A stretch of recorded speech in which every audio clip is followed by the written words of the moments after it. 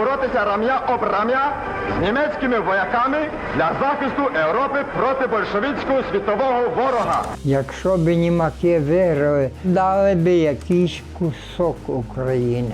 Буду безумовно коритися верховному головнокомандувачу Збройних сил Німеччини Адольфу Гітлеру. Гінлеген, ауф, падай, вставай. Був такий епізод, коли Гіммлер приїжджав до дивізії, так?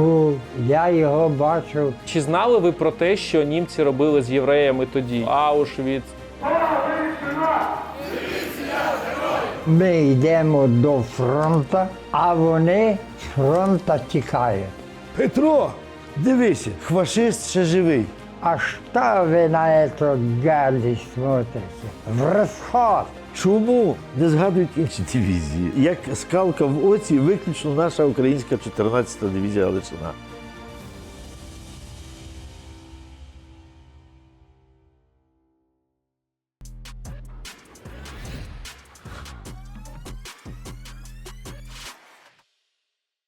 Все, що ви побачите в цьому відео, має освітній характер. Ми засуджуємо тоталітарні системи та воєнних злочинців.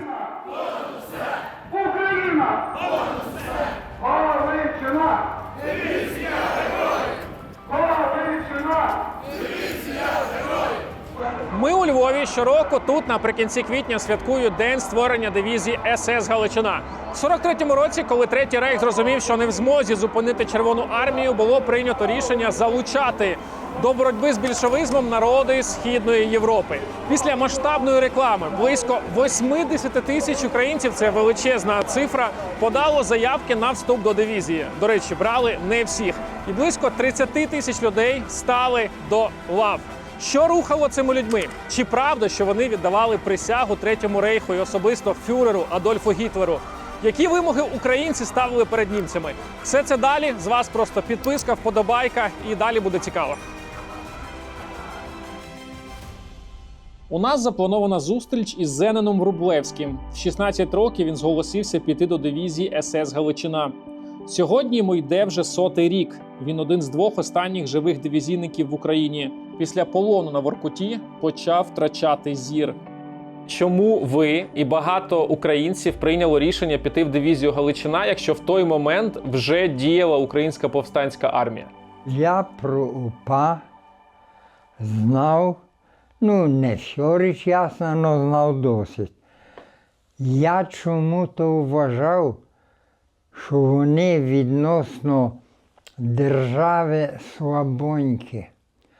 Я мав таку віру, що якщо німаки би виграли, так, що вони нам обов'язково дадуть кусок України. Що я бенкер 16 років, я так між цими моїми колегами ми думали, якби війна не закінчилася, в чию би користь не закінчилася, що Україні, чи то буде Росія, чи то буде Захід, так, що нам якийсь кусок України дадуть. А тим часом оказалось, що нам не дали ніц. Та ще зробили ворогами. Скажіть, ті люди, які більшість пішла в дивізію, ви пішли добровільно, але більшість людей це була добровільна мобілізація чи це була примусова мобілізація? Ні. Я, наприклад, тих примусових, так, дуже мало зустрічав. Були, але щоб багато я не бачив. Але дуже багато людей же ж пішло на мобілізацію самі. Говорять, що там 80 тисяч заявок. Тобто, навіть німці не очікували, що така кількість українців піде. Абсолютно. Я чув, як говорили 2 німаки. Хоча б подібно у нас було. Так, як зголосилися українців, то видно, що у них з цим набором теж не все було, слава Богу. Скажіть, як німці ставилися до українців саме в дивізії? Тому що вас дуже довго готували, ви їздили за кордон. Тобто це не було так, що вас зібрали і кинули на фронт. Ви там більше року готувалися. Так. мали вишку, як має, і там вишколювали нас, а ті правдиві німаки. Вони попросту, я не хочу сказати, що знущалися, але давали прикурити капітально. А вже коли кінчився вишкіл, їх вигнали від нас, от тоді ми стали військом. А що вони такого робили, ви сказали, жорсткого? А за що-небудь, гінлеген, ауф, ну падай, вставай, падай. Ти його не бачиш, він десь йшов збоку, ти не поздоровкався. Гінлеген, ауф, шістен. То мучить, знаєте. І також не можу сказати, що всі.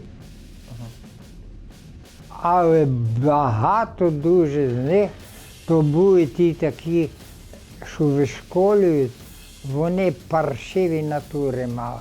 І звичайна військова була б саме.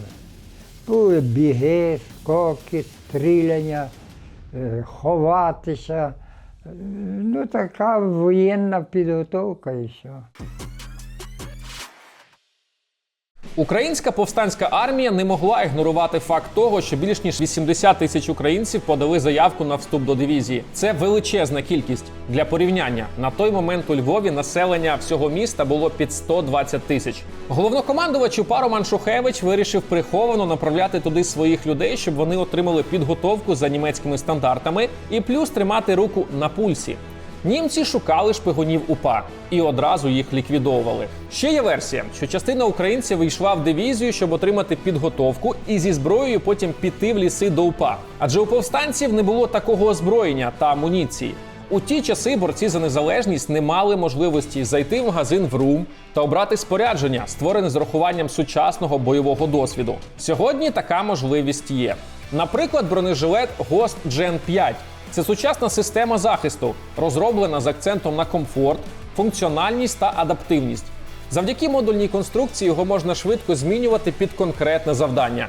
Збільшувати площу захисту або ж навпаки зменшувати вагу та габарити, коли потрібна максимальна мобільність.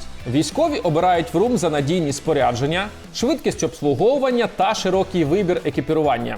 Від бронезахисту, шоломів та одягу до ремінно-плечових систем та іншого необхідного спорядження для виконання завдань. Важливо, на спорядження ВРУМ діє довічна гарантія. Якщо виникне потреба в ремонті або сервісному обслуговуванні, фахівці ВРУМ оперативно усунуть несправність.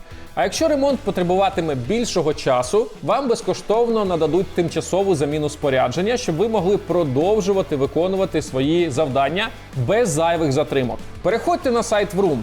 Для глядачів каналу діє промокод «Бомбардир» на знижку аж 12%. Посилання в описі під відео. Якщо говорити про присягу, яку приймала ось перший склад дивізії, вони приймали присягу на вірність Третьому рейху і особисто Адольфу Гітлеру. Правильно? Ігор Іваньков, літописець дивізії, автор 4 книжок про неї. Ветерани навіть прийняли його до братства дивізійників, куди входять лише колишні бійці або люди, дотичні до формування. Взагалі вони мали 3 присяги. Мало хто про це знає. І хочу вам що сказати, тут ще треба скочити трошки в бік. Коли говорити про дивізійників, всіх дивізій СС було в Рейху 42. З них 20 це були, власне, Waffen-СС. Дивізійники не належали до Allgemeine, це загальні СС. Що таке взагалі СС? Це є абревіатура з 2 слів. Schutzstaffel – це є охоронні загони. І якби навіть вони хотіли, наші галичани, туди вступити, їх би ніхто туди ніколи не прийняв. Вони не були есесманами. Чому? Тому що до тих правдивих Allgemeine есесівців приймали виключно німців, які мали расове походження, які мали відповідні свої ті параметри, зріст, зовнішність арійську і так далі. Крім того, вони мали довести до якогось там 5-го коліна, чи до якого, я вже не знаю, свої арійські походження. Вони були членами партії, організації. Кожен мав свій партійний квиток, свій номер і так далі. А наші? А наші того не мали. Тогочасне законодавство німецьке не дозволяло служити в вермахті іншим національностям.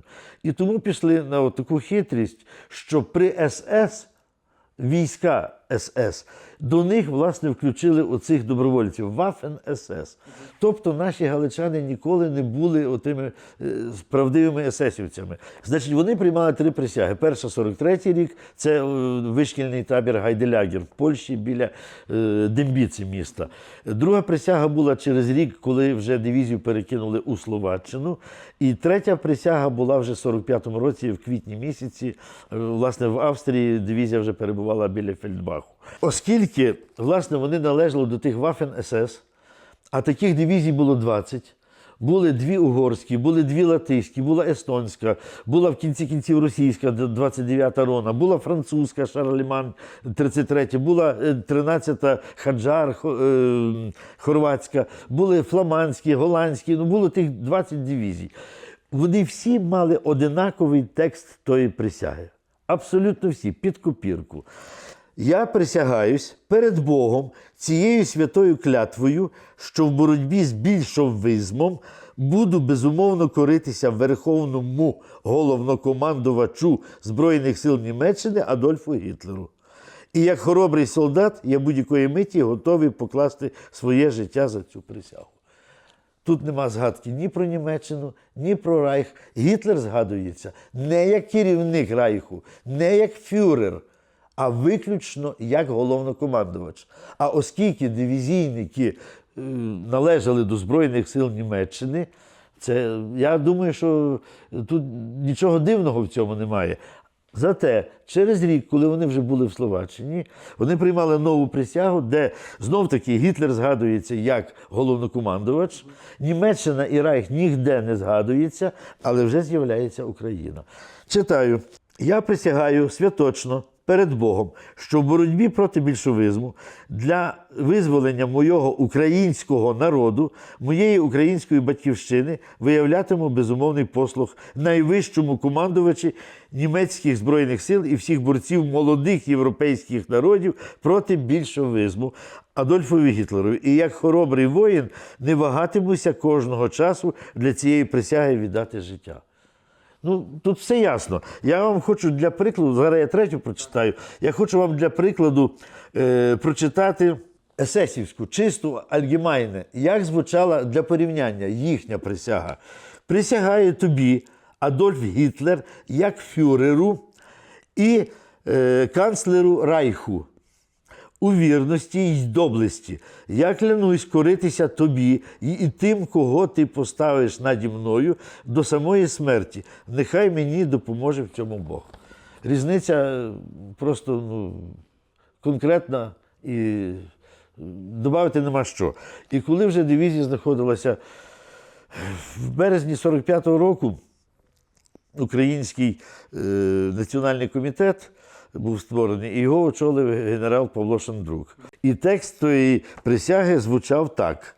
«Присягаю всемогучому Богові перед святою Його Євангелією та животворящим Христом, не шкодуючи ні життя, ні здоров'я, скрізь та повсякчас під українським національним прапором боротися зі зброєю в руках за мій нарід і свою батьківщину Україну. Свідомий великої відповідальності присягаю як вояк українського національного війська виконувати всі накази своїх начальників слухняно і беззастережно, а службові доручення тримати в таємниці».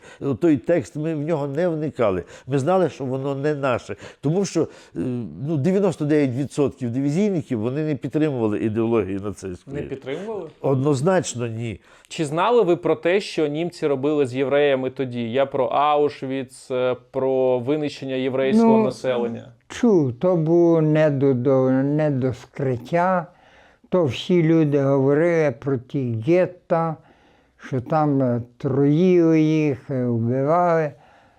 Я був від того дуже-дуже далекий. Для контексту. До 40-х років ХХ століття на Галичині етнонім «ж» був офіційним, нейтральним і літературним словом для позначення євреїв. Мама кінчала інститут і разом з мамою кінчала інститут «Правдива німка». Кристина Даум. А Даум то то, котрийсь палець є на руці. Мама їй допомагала в польській мові, бо то на польській мові інститут. А вона мамі німецьки допомагала. І так здружилися. Один прекрасний вечір ми на кухні вже збиралися лягати спати, дзвінок. Я стою коло дверей, ну та й відкриваю двері, заходить Кристина, а вона по мужу була Тадлевська. А той Тадлевський то був син Вихреста. Його тато був єврей і, значить, кинув і став поляком. І йде, значить, впереді та чула Кшишка Тадлевська, а за нею тих дві дочки. Заходять на кухню, не здоровкаючи, нічого. Як хочеш, якщо ти не поможеш мені, значить, схоронити дітей, я скачу з вікна. І вона тоді говорить серйозно, що їх не було в хаті, а приходив до їхньої хати поліцай і два громадяни, ну, цивільні. А вони приходили за тими двома дівчатами. Єврейками. Бо там так, бо вони, як то кажуть, не підлягали тим, що то вони були третє покоління, а третє покоління не признавали. Мені вони, як кажуть, абсолютно нічого не зроблять, тому що я німка. Вона 100% німка. І я не маю їх куди діти. А їх як візьмуть, то закатують, бо то ж. Одним словом договорились, що мої батьки її, тих дітей лишають у нас. Вона пішла додому, на другий день прийшла та поліція, її забрали на Лонського і посадили, не дивлячись на те, що вона німка. Ну, почали там слідство тягнути сюди-туди. Її поставили працювати коло лікаря такою, ну, що перев'язки робить, знаєте, така медсестра. Якась жінка виходила, і вона через ту жінку завинула кусочок записки, кусочок хліба, знаєте. І та жінка взяла десь там в рот, вийшла і принесла до моєї мами. І там в тій записці було написано, що я там в таку і в таку годину, в такий день маю можливість викинути записку через вікно. І в даний момент я виходив під то вікно, я йшов поволеньки і дивився. Вона підходила до вікна, там в себе, де працювала, і кидала ту гульку, знаєте. Ну, я забирав гульку, приходив до хати. Ну, там що було? Діточки, йой, слухайте, тьотю Нусю, вона вас переховує. Ну, таке, як мама до дитини. Третій раз я тільки згинаюся взяти ту гульку, так. Я піднімаюся, але я вже мав ту гульку в руці. Я чую свище, то я не оглядаюся скоренько до уст і тоді повертаюся. Обшукали Бог, що ти підняв? Я кажу, та ви що, не бачите? Ну, вони мене тільки переночували, рано ще раз обшукали і випустили. Ну і більше я не ходив. Вона написала до Гітлера, до Гіммлера, до всіх, ті всі верхушки. І ви знаєте, що визвав її губернатор. Вехтер, да? Так, він почитав, витягає з кишені печатку, хлопнув печатку свою, видно, і підписав. і каже до тої Христі, іди шукай дітей, бо вона все кричала, що вона не знає, де діти. Іди шукай дітей, забирай до хати, ніхто їх не рушить. Ну, а вона як то, мама, ой, ви знаєте, от ви так, а ви десь відвернулися, а прийшли другі, цапнуть. Він каже, що ви мені лейтеру не вірите. Ну, одним словом, погодилися. Мама з дітей забрала до хати, щоб унормувалось. Так що вони десь 2 місяці у нас переховували. Ну, річ ясна, якби були прийшли з обшуком, то вони ховалися за шафу. То могли ховатися від сусіда, але не від поліції. Скажіть, етнічний склад Львова на той момент. Я знаю, що було дуже багато поляків тоді жило, євреїв, Пів на українців. пів. Люди говорили, що українців і поляків пів на пів, і частина євреїв була. Євреї дуже сильно боялися, коли німці прийшли. Що з ними відбувалося? Їх ловили, виловлювали. Як це було? А їх ніхто не виловлював, тільки от на таких людних місцях напис. Там євреї з такого-то року по такий, явитись там-то і там-то, в такий день, в таку годину, все. Там стояли від півночі вже, ніхто їх не ловив. І їх забирали потім? Чи? Забирали в гетто, позамартинівський, то там на лівій стороні було гетто. Поляки, от я сам особисто бачив на розі Коперника і Словацького, так коло почти. Зігнали щось 10 чи 15, я не знаю. Стояв трамвай, бо електрики не було. І вони тих, то такі фраєри польські. І заставляли їх трамвай пхати до гори по Коперника. Ну, попробуй трамвай 10 чоловік випхати, то так, що старались з хати не виходити. Ну, ті шайти, вони були трохи запасливі, бо він там заробляв, і вона добре заробляла. Ну, то вони там трохи, якщо мали якусь одежу, продавали, якусь обув продавали. Ну, щось трохи допомагали, але бідно. Під'їжджала машина грузова. Стояв той, котрого мали повісити, стояв на машині. Зв'язані руки. Під'їжджав, а з балкону, з другого поверха, висіла петля.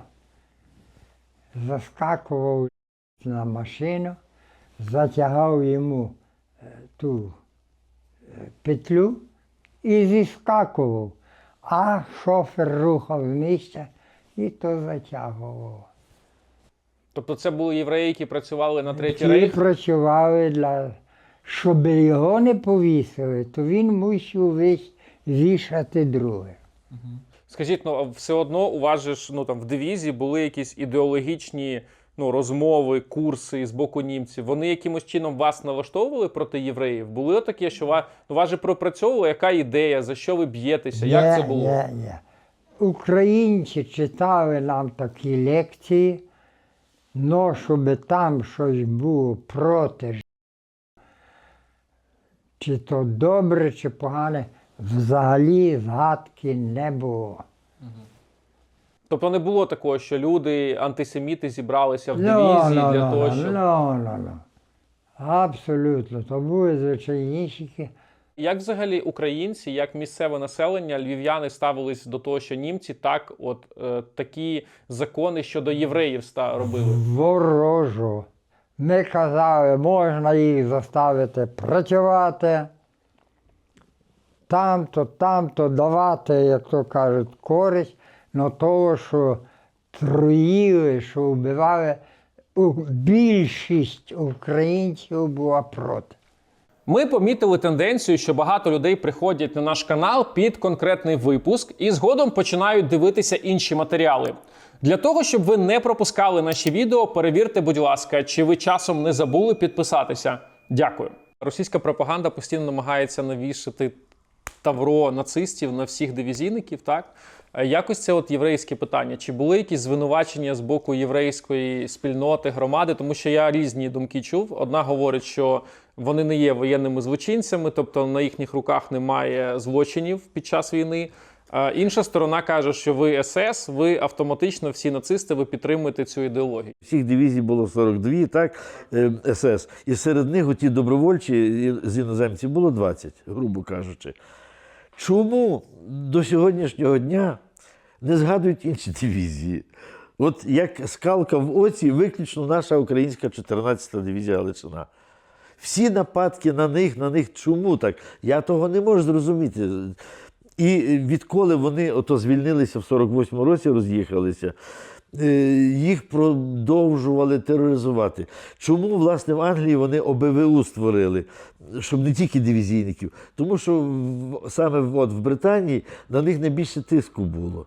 Ну, але, звісно, що це все було під керівництвом Москви, КГБ, це однозначно.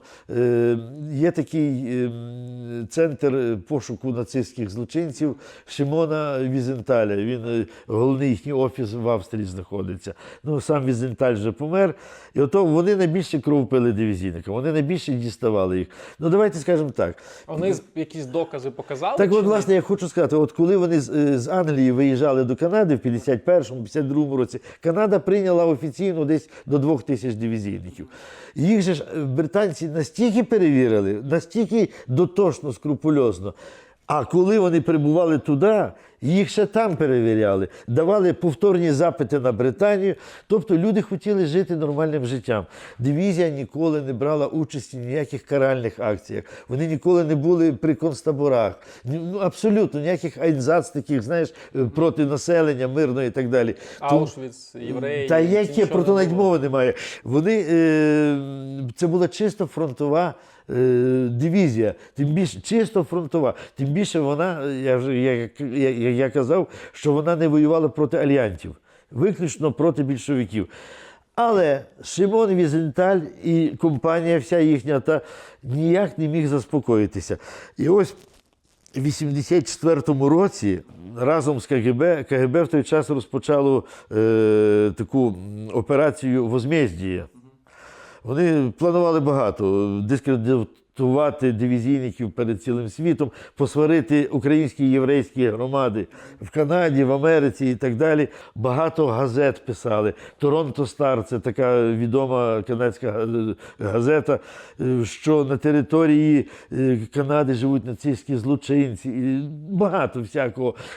Українські дивізійники, в них руки в крові, брошурки розповсюджували. Чи ти знаєш всіх сусідів на своїй вулиці? А може в сусідньому будинку живе нацист? Уряд Канади на чолі з Малруні в той час вони змушені були створити урядову комісію, щоб то все, щоб дати відповідь, щоб розібратися в тому. І ту комісію очолив відомий юрист, федеральний суддя в Квебеку Жюль Дешен. І крім нього, там ще я не знаю, скільки їх було тих членів, ну дуже велика команда, потужна, всі фахові журналісти, які впродовж 2 років рили і копали. Вони дивізійників запрошували на допити, їх перевіряли, вони перекопали всі архіви, які тільки в світі є. Скільки разів ще перед тою роботою комісії, отой Візенталь, центр, заявляв, що в них маса є доказів в злочинах дивізійників. Вони не подали жодного, абсолютно. То саме Радянський Союз, який багато кричав про те, що дивізійники там задіяні були в тому. Якщо навіть Кремль щось має, якісь документи, ну я сумніваюся, тому що вони би стопудово, напевно, все-таки їх використали би, щоб добити. 2 роки майже ця комісія працювала. І вони в 87-му році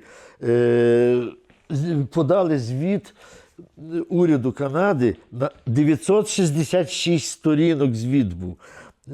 Висновок був такий, що жодного доказу участі дивізійників в якихось злочинах проти людства не знайдено, нічого не знайдено. Сама участь в дивізії не є підставою для кримінальних переслідувань, як також і для, бо то ж вимагали екстрадиції їх, позбавлення громадянських прав і так далі, громадянства Канади і Америки. Але то дуже цікава штука. Я казав, що Торонто Стар, газета, в результаті вони вибачалися, навіть спростовували на своїх шпальтах всю ту брехню.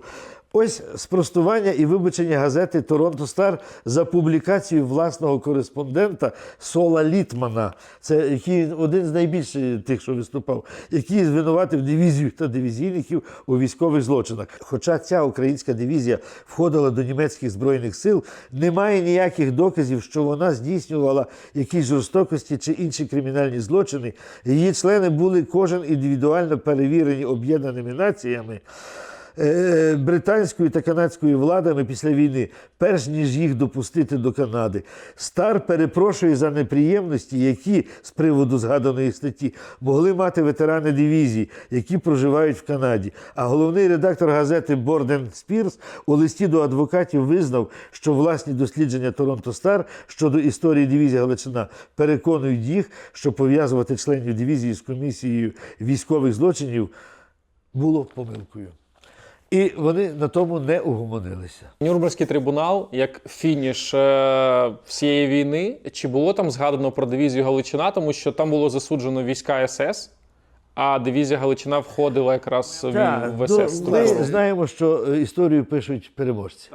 Давайте почнемо з того, що всіх матеріалів по Нюрнберзькому процесі було 42 томи.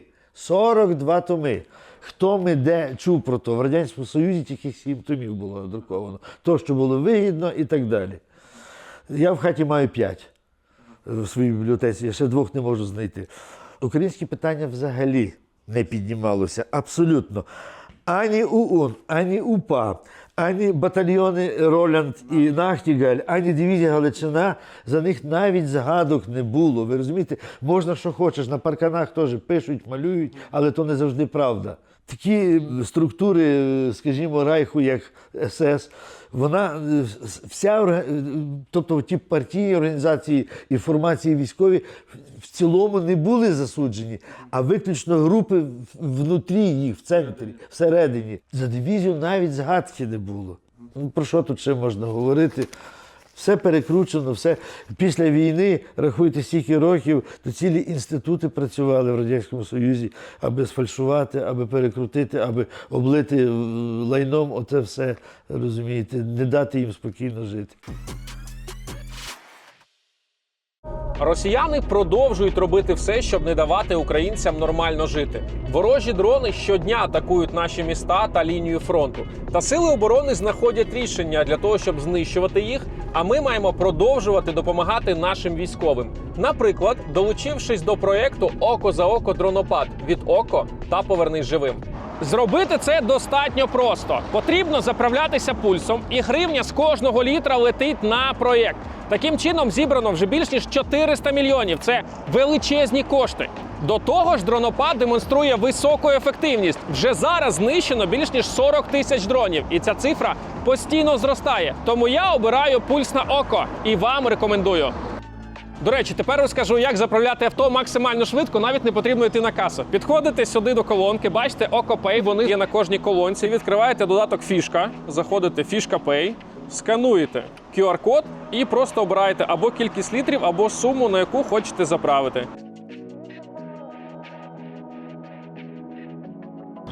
Це зручно і ефективно.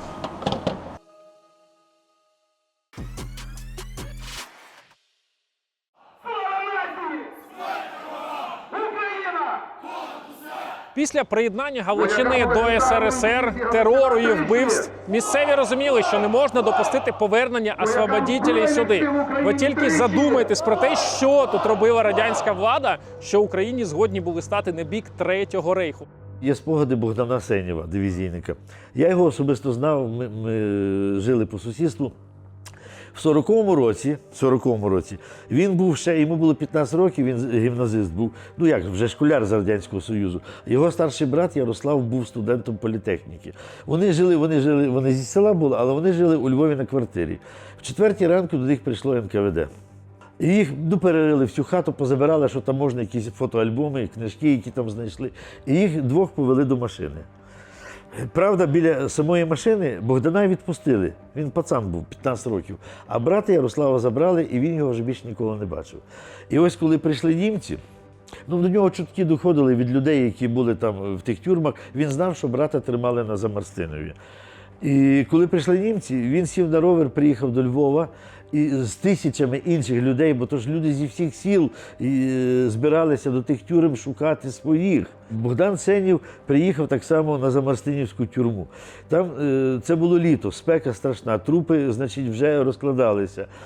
Настільки був тяжкий сморід, сопух, що німці на другий день вони просто закрили, замурували ту тюрму. Аж відкрили вже взимку 42-го року, коли морози були, щоб не створювати епідеміологічної, розумієте, такої ситуації. І він якогось німця випросив протигаз і пішов по тих камерах. Я думав, що він трошки перебільшуючи, м'яко кажучи.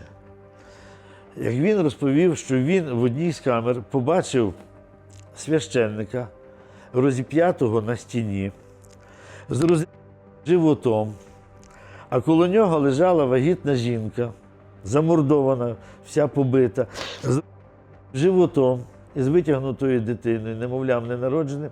Я, чесно кажучи, думав, що він трошки перебільшує. Ви знаєте, але його спогади були, вони ще в газеті «Меморіал» в 91-му році були надруковані, але воно мене муляло.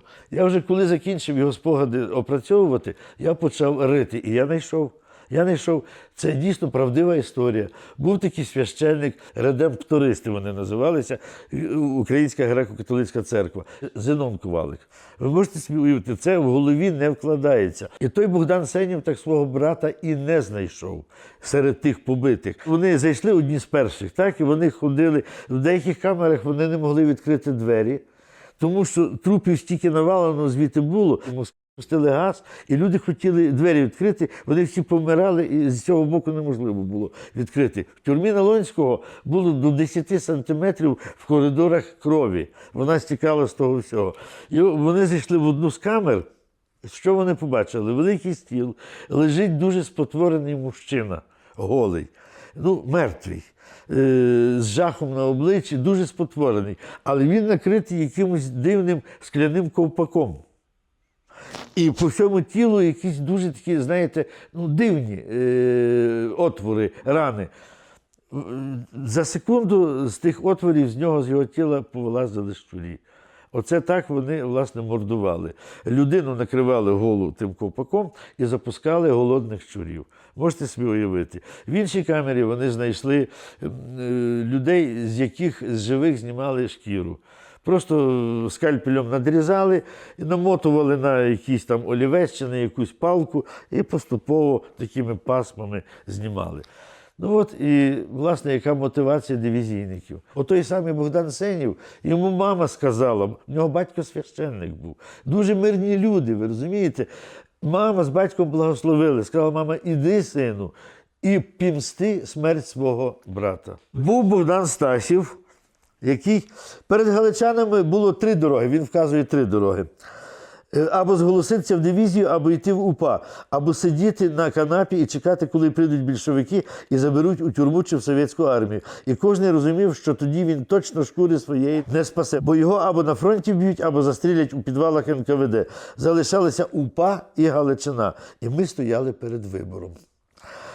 Так, я міг піти в УПА, але УПА тоді ще не була така розповсюджена. То є раз. Друге, українські повстанці гуртувалися в лісах. То було переважно селяни. Він жив у селі, а поблизу ліс.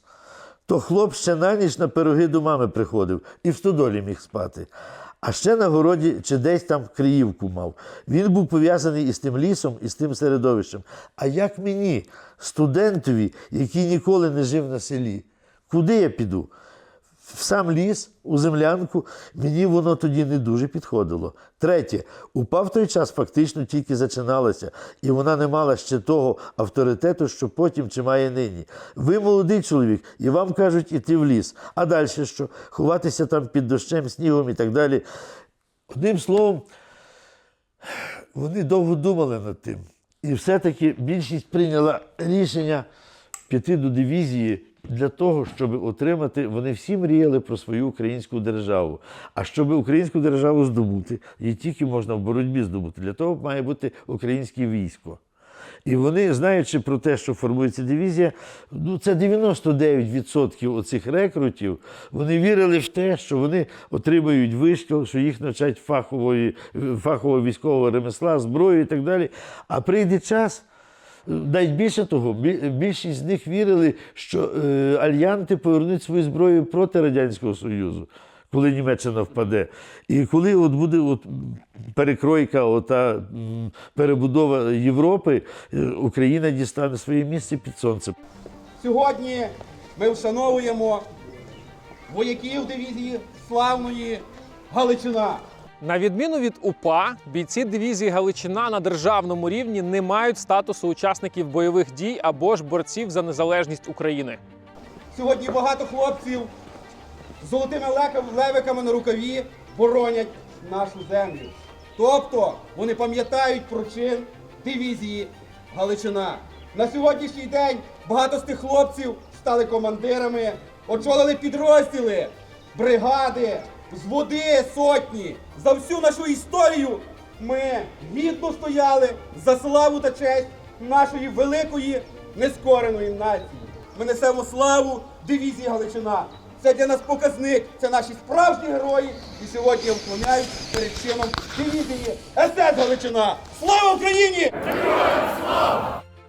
А які були стосунки от між упівцями і дивізійниками в момент ще там до битви під Бродами? В той час тільки то, що ми їх, ну, як казати, снабжали патронами.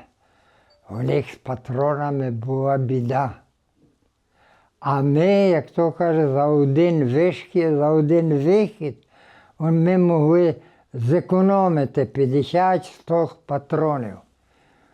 От то дуже нас тримало УПА, власне, що ми їм завжди підкидали патрони. Тоді ви знали про такі імена, там от між собою говорили, як там Бандера, Шухевич, всі знали, чи це зараз вони настільки відомими стали? Ні. Бандеру і Шухевича то я знав ще надовго, ним пішов в УПА і пішов в дивізію. То були настільки знані люди, що то знали їх навіть до таких карт. А що про них тоді говорили взагалі? Ну, ви розумієте, і українці то є українці. Обов'язково діляться на два. Одні кажуть, що той веде правильну політику, а друга половина каже, не треба було так робити. Ми вічно чому-то ділимось.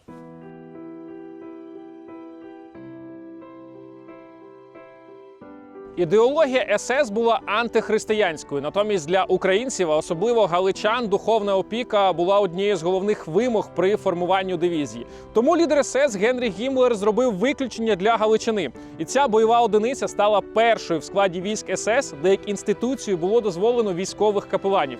Приблизно 15 священників увійшли до штату. Більшість з них представляли Українську греко-католицьку церкву. Цікаво, а як до цього ставився один з найвпливовіших українців того часу митрополит Андрей Шептицький? Ну, німці були антирелігійні, але вони безбожниками не були. Вони по-своєму вірили і так далі. Були і католики, і християни різні. Але вище начальство. Вони і не дуже впиралися, знаєте, вони просто не практикували у своїх військах того. Але тут вони враховували, власне, той момент, що то є все-таки галичани, що то колишні Австро-Угорська імперія, і що люди дуже побожні. І вони пішли на ту поступку. Там же ж Український центральний комітет виставив їм багато вимог. Так, багато вимог. Навіть відпустити Бандеру, здається, одна з вимог. Я була. не знаю, що там Бандеру, я чесно того не знаю, але була вимога відпустити політичних в'язнів і так далі. І вони, до речі, 150 чоловік відпустили. Була ще така вимога, як опіка над родинами дивізійників. Їм виплачували матеріальну там допомогу. І, здаєте, було, то все було. Але багато чого не виконали. Найголовніше те, що, це на мою думку, це одна з найголовніших вимог, це була, щоб вони воювали тільки проти більшовиків, виключно на Східному фронті. І німці дотрималися, власне. І жоден дивізійник не зробив пострілу в бік алянтів, там, американців чи британців. Це однозначно. Ну і так само дійшло до капеланів, враховуючи оту побожність, що наші люди вони дуже побожні, глибоко. Дали такий дозвіл, але це не був одинокий випадок.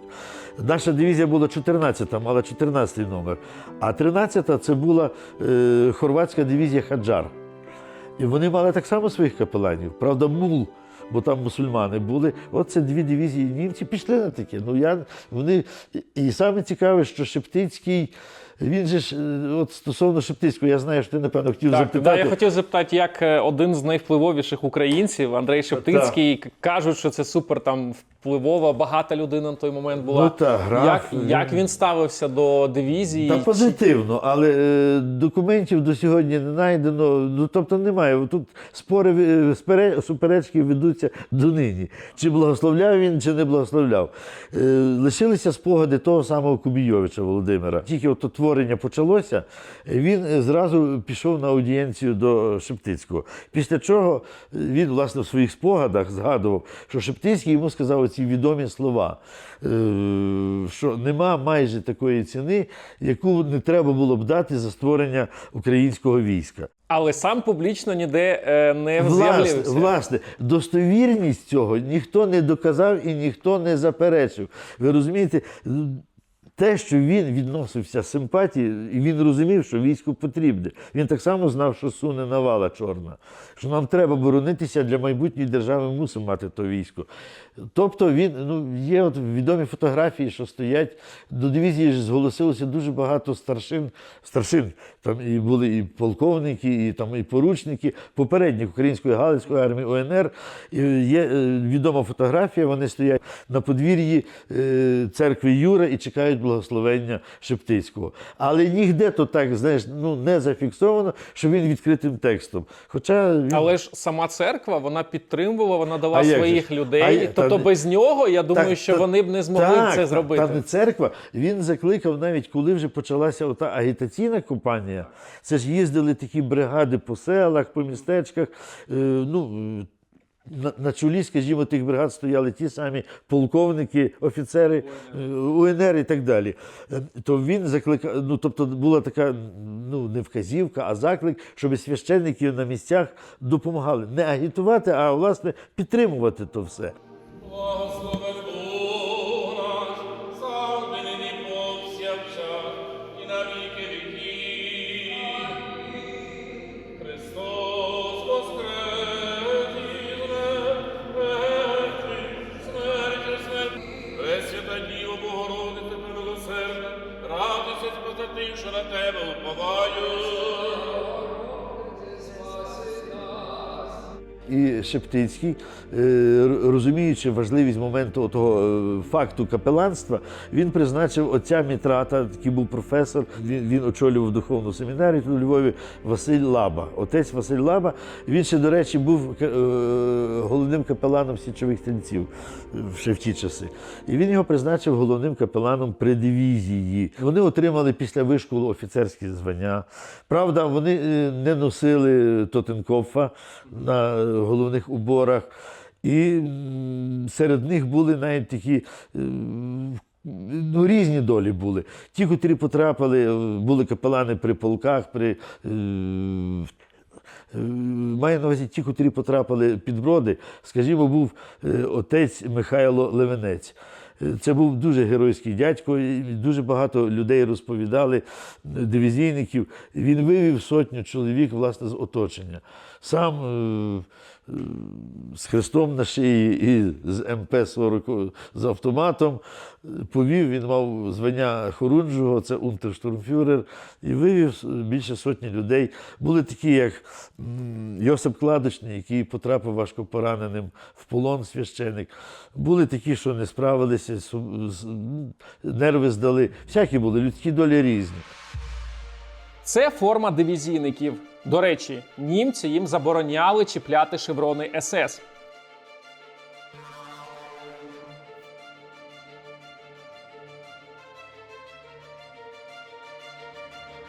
А це рекрутинг того часу. МГ-42 42-го року модель, так звана пила Гітлера. Скорострільність 1400 хвилину. І у дивізійників був такий? Так, обов'язково. Всі? Ну, еліта кулеметів з всіх часів. Тут половина з Бродівського котла. Оце панцершрек викопаний з Бродівського котла. 16-17 рік ви під Бродами викопали? Не я не купаю. Ага. Я скупляю. А ну от чекайте, а що ще під Бродами люди так знаходили? Все знаходять. І Досі? є речі. Ну оці ящики, оце все майже Теребежі, то все оригінальне. Ключовий момент – це битва під Бродами. Так. Коли ви потрапили в оточення і вас кинули одразу зупиняти Червону армію, яка рвалася, кажуть, що німці тікали, а дивізію Галичина, перший Так. великий бій був якраз під Бродами. Чи була якась образа на німців, те, що вас одразу кинули в таку жорстку битву? Мав не на німців за те, що кинули в битву, то є військо, але то, що вони бачили, що ми йдемо до фронту, а вони з фронту тікають. Німці. Так. Навіть тут десь під лісом коло Бродів, я їхав машиною, а там така лісна доріжка, знаєте, а він їхав танком. І показує мені, що з'їжджай з дороги. Він так втікав. І було дуже багато, я бачив, що грузові машини нагружені, не знаю чим, чи патронами, чи одежею, чи чим, втікали, а ми йшли до фронту. І я попав на самому, де от тепер є каплиця, так? Як сходити вниз, то ми якраз, там була якась викопана якась така криївка, то нас 7 чоловік, то ми сутки держались. Потім здалися, бо вже не було патронів. І тут над'їхав курливий якийсь капітан. Радянська армія, Червона армія, так? Один з нами є такий, що не може сидіти, ні ходити, десь в спину ранений. То він так сидить, другий поставив коліна, і він в ті коліна вперся. І той їде на машині, минув нас, зупинився, висідає. Ну і по-російськи ріяв. Що то ще робить? А ну там ті, котрі нас, як то кажуть, арештували, та от здалися, значить, здалися. А що ви на эту гадость смотрите? В розход! І витягає звідси з кобури пістолет. Ну, думаю, все. Жилки затряслись. Але в той же ж момент з Золочева їде група солдат. І зупинилися. Напереді старший лейтенант. Він так подивився і каже: товариш капітан, вони ж без оружия, стріляти їх не можна. Що сказав той капітан, я не знаю, бо він до мене спиною був повернений. Але видно щось, бо гаркнув так. А той чоловік, старший лейтенант, вже таким, знаєте, твердим голосом. Товариш капітан, вони без оружия, їх стріляти нельзя. А тих 20 його тих солдатів, якби під команду, а може там була яка команда, я не знаю. Автомати з плечей раз, хрось. І той капітан подивився і каже, я тебе устрою. Сів на машину, поїхав. То я не знаю, чи він мав потім неприємності. Бо він дав солдата, той нас завіз шляхтинці таке село, там був збірний пункт. Ну і вигрузили нас там. І я кажу до того солдата, і він сидить в кінці грузовика, а ми впереді сидимо. Він витягає, хлопці, от складений ножик, так? Ну такої величини. Підходить до мене, а в мене, як то кажуть, жилки затряслись. Думаю, там не застрілив, то тут заріже. І так в долі секунди. Ліпше би було від кулі, то скоріше подохло. А ні, він підійшов, і всі ті, що ми мали дивізійні відзнаки, позрізав. І каже, до мене нахилився, і каже, не здумай признаватись, що ти кулеметчиком був. Я кажу, я не був кулеметчиком. Вони кожному одному кажуть, що ти був кулеметчик. Не признавайся, бо застрілять.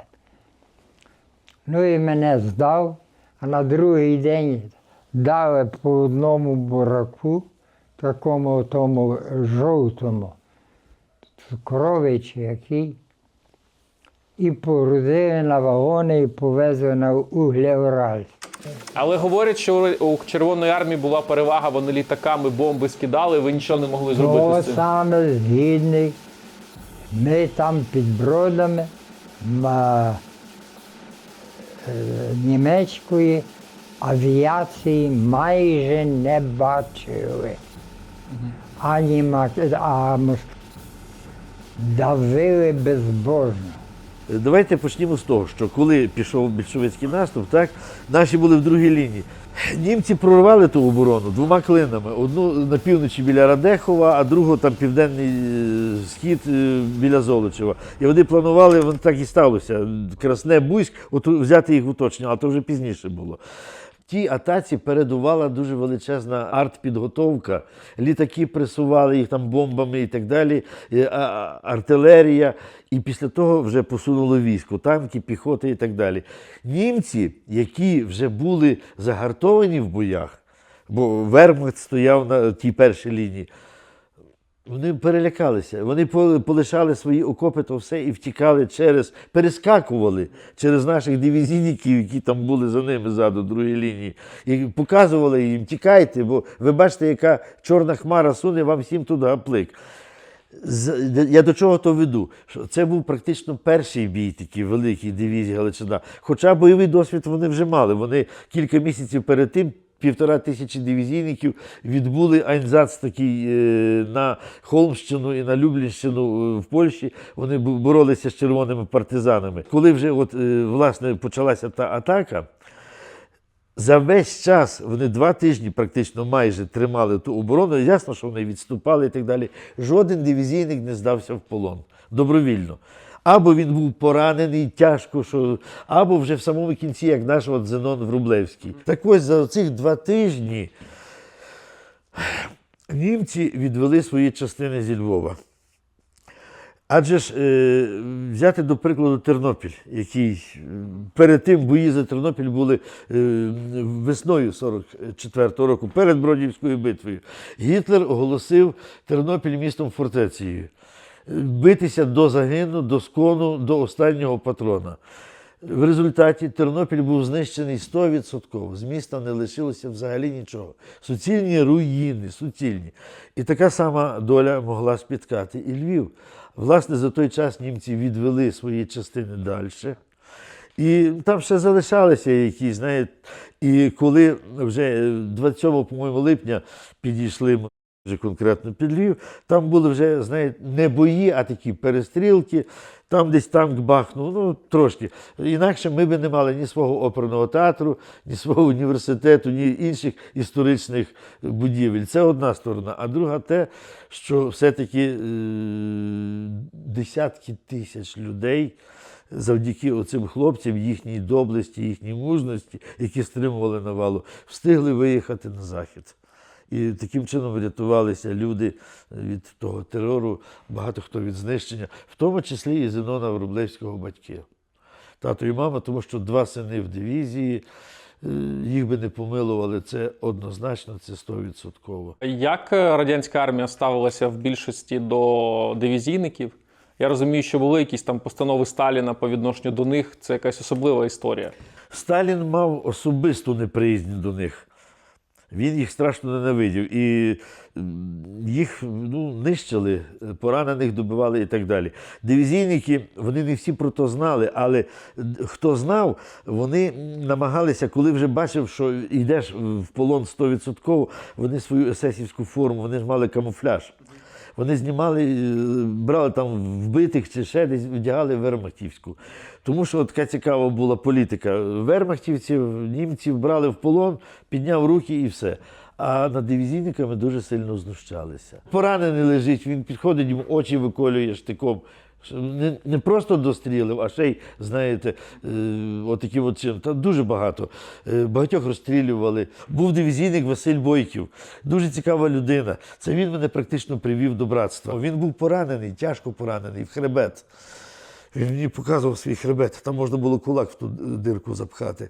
І коли він прийшов до себе, весь залитий кров'ю, він почув, що розмовляють над ним. Він відкриває очі і спраглими вустами питається. Він побачив, що стоїть 2 червоноармійця. І один до другого каже: «Петро, дивися, фашист ще живий».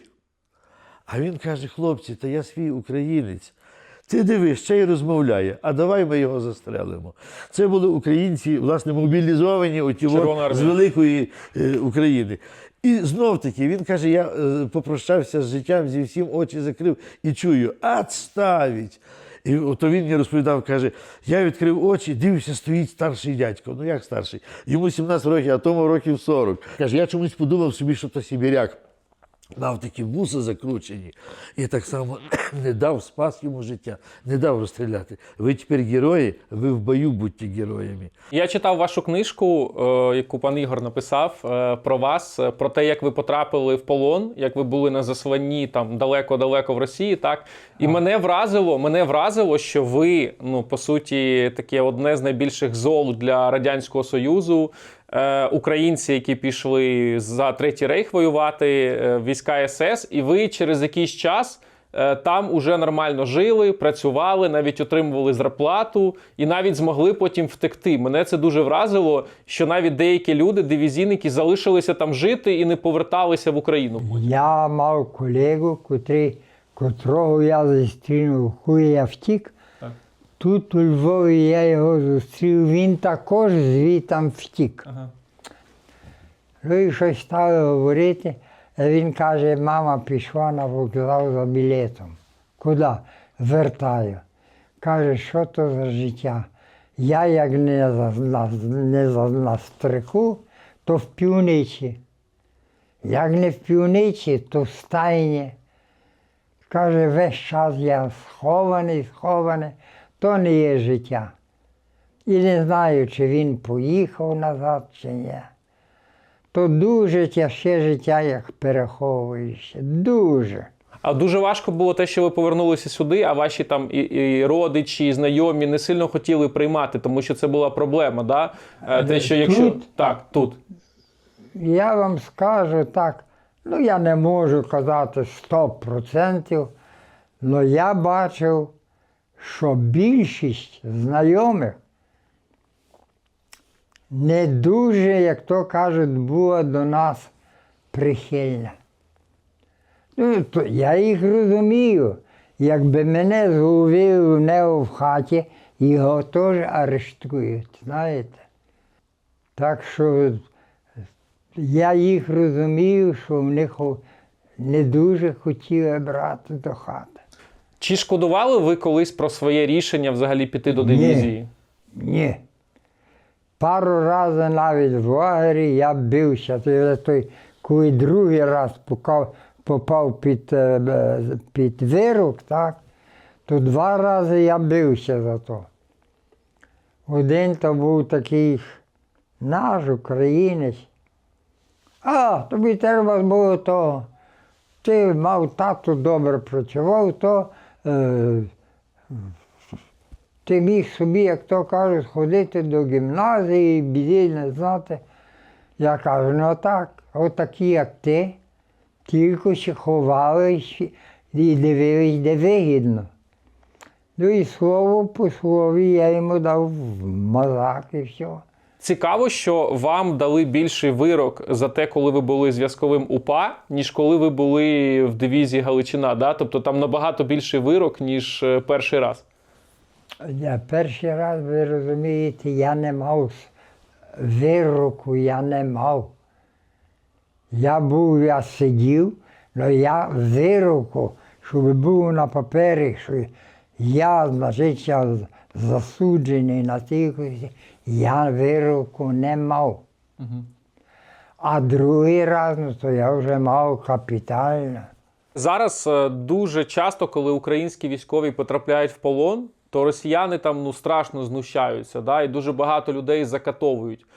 Після того, як ви потрапили після дивізії саме в полон, теж такі методи жорсткі були? Чи все ж таки... Ви знаєте, може десь були, я не хочу ручатись, але з тими людьми, з котрими я був, не було нічого такого, то, що їсти не давали, то саме собою. Тоді в Росії абсолютно бракувало робочої сили. Вони нині вечір привозили, а рано вже ти йшов на роботу. Тому вони не нищили. Працюєте рано 600 грам, робіть черпак каші, вечір 2 черпак. В основному лісоповал і шахта. Просто важка така робота зранку до ночі, так? Ви собі уявляєте, на дворі як 40 градусів, Холодно. а в мене холодно. А в мене валено таку діру має. То я весь час, навіть як став різати то дерево, то тою ногою. Закривали. Так, бо інакше відморожу. І вже як ми трохи укріпли, як наших було багато, то мається більшість, то ми почали диктувати свої порядки. В полоні. Наприклад, я не пам'ятаю, на якій то шахті було якесь державне свято. Ну, чи перемоги, чи що, я не пам'ятаю. Вільним дають свято, а нам, зекам, ідіть працювати. А ми спустилися в шахту і посідали, заспівали. Тут з'їхав наперед начальник шахти, ми йому навтикали, він поїхав, привіз начальника лагеря, ми і начальнику навтикали. Що ти зробиш? І так ми не працювали. Ага. А не боялися, що вони можуть і побити, і застрілити, і що завгодно? Ви розумієте, то коли війдеш в той азарт, тоді не думаєш про то. Ви сиділи на Воркуті, ось ці краї, поруч з військовими полоненими, тобто там дивізія Галичина, упівці, політичні українські націоналісти. І поруч криміналітет, тобто ці всі поняття, закони. Як ці два світи між собою жили? От тут ми взяли повністю владу в свої руки. Бо до того вони дуже знущались, той криміналітет. Ну що, наш дядько забрали з поля, забрали його. Він не знає, де то, де сюди, а вони тим користували. А коли ми вже зібрались докупи, вони їм показали, де рак зимує. Вони мали саме в них в таких поняттях було, що вони мають всім командувати, не працювати. А ми сказали, во, і поставили на своєму, заставили їх так само працювати, як ми. Так ви їх забили просто? Ні, не вбивали, ні, не хочу сказати. А попросту дали по ребрах. Зекам, Так, криміналітету. так, то тим. І що після того сталося? Вони почали працювати теж, так? Та то був день-два, не більше. Був такий епізод, що після того, як ви вже після УПА потрапили в руки НКВС, то вам пощастило дуже сильно, тому що скасували найвищу міру покарання – розстріл. Да? Тобто, якби там плюс-мінус пару місяців, вас би розстріляли. І розкажіть цей момент, коли ви потрапили от всі разом у Півці, колишні дивізійники, ви зайшли, їхали, вас везли якраз до в'язниць.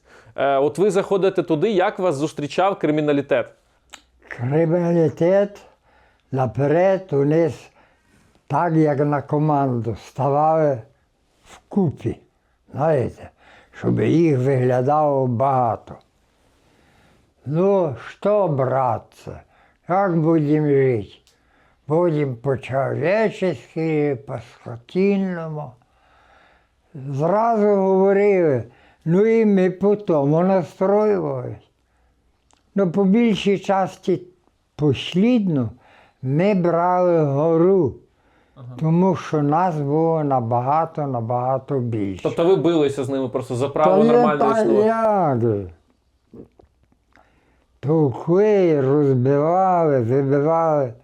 З їхнього боку лунало по-чоловічески. По-чоловічески це означало, що ви працюєте, а вони вами командують. А вони командують, нічого, вони нас не б'ють.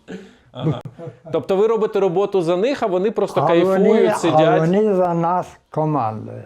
Нас зайшло 40, їх є 20, то що вони мають нами командувати?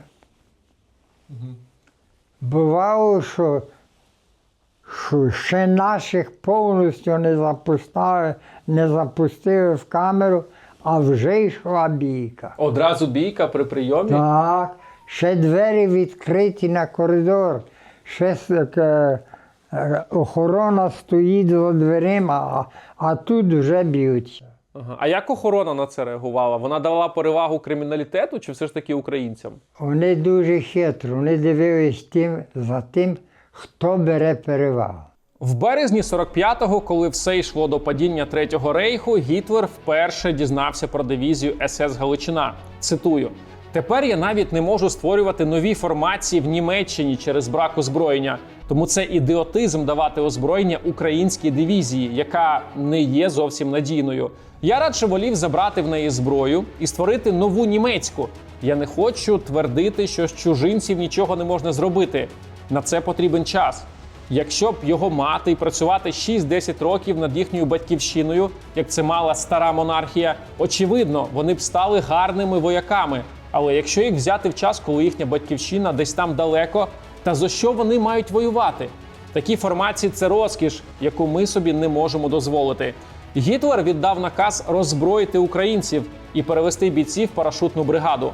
Командування дивізії було шоковане, бо вони мали передати всю зброю на Нюрнберг. В той момент 20 тисяч дивізійників могли опинитися без зброї. Ну, по-перше, скажімо так, що от ті недобитки, які з-під Бродів вийшли, їх назбиралося 1500 прийшли на Закарпаття, їх потім вивезли в той самий Нойгамер, а 1500 ще різними манівцями добралися до Нойгамера. Частина десь до 3000 пішли в УПА і так далі.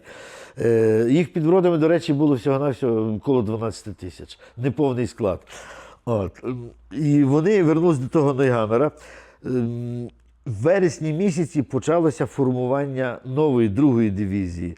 Бо їх дуже мало лишилося. Ото, власне, вже потрапили такі, які попали під мобілізацію. Потрапили такі, котрі були остарбайтерами на території Німеччини. Потрапили полонені червоноармійці, українці. Причому люди були різні, були з російськими прізвищами навіть, знаєте, були навіть колишні там, працівники райкомів партії, ну різні були, але їх мало, звичайно, було. Я до того, що це контингент вже був не той, інший. Це вже не ті добровольці, які йшли, ви знаєте. Які пройшли відбір там один з 10. А як же ж? То були відібрані спочатку, як Ярослав Гунька в своїх спогадах написав, вело нас в той час дві великі сили – віра в Бога і любов до України. Це були патріоти з великої літери. А оці другі, ну, були непогані хлопці, то вже були, але вже були різні. Розумієте? І, власне, коли вони вже під той, в Австрії, Кінець війни майже. Кінець війни, і прийшов той наказ Гітлера, тут знов-таки виручив їх Вехтер. Отто Вехтер. Вони кажуть, що ми були готові, ми не хотіли зброї здавати. Ми готові були рванути навіть з Австрії назад через Карпати, щоб долучитися до УПА. Але ми чекали, щоб хоч якийсь наказ був від організації, тобто від ОУН. Ми мали тих емісарів від ОУН, тих зв'язкових, тих офіцерів, але такого наказу не поступило. Чому Гітлер хотів роззброїти дивізію Галичина? Ну, видно, не довіряв, я так думаю, швидше за все, а зброї вже бракувало. А може, просто амбіції спрацювали. Як то так? Вона вже 2 роки існує, а ви мені тільки тепер доповіли. Тож важко сказати, саме кінець війни, що в нього в голові робилося перед тим, як застрелився. До речі, командир дивізії, той Фріц Фрайтак, він застрілився так само. В кінці вже от в Австрії. У тобі, а їхній подвиг буде благословенням для прийдешніх поколінь. В роки Другої світової українці опинялися по різні боки барикад і вирішували задачі, справи, проблеми інших країн, інших режимів. І тому, як би зараз важко не було, ми маємо цінувати те, що ми б'ємося в своїх інтересах, а не когось іншого. В кінці війни більшість дивізійників здалися в руки британців та американців. Їм було принципово не потрапити до СРСР. Зенон Врублевський відсидів 9 років на таборах. Потім змушений був жити на Воркуті аж до 60-х років. Туди до нього приїхала майбутня дружина, з якою в них народилося 2 дітей. Дивізійники створили своє братство. А також згодом прибічниками було засновано резерв дивізії, багато учасників якого долучилися до Сил оборони України із золотим левиком на рукаві. Вони продовжують воювати проти одвічного ворога.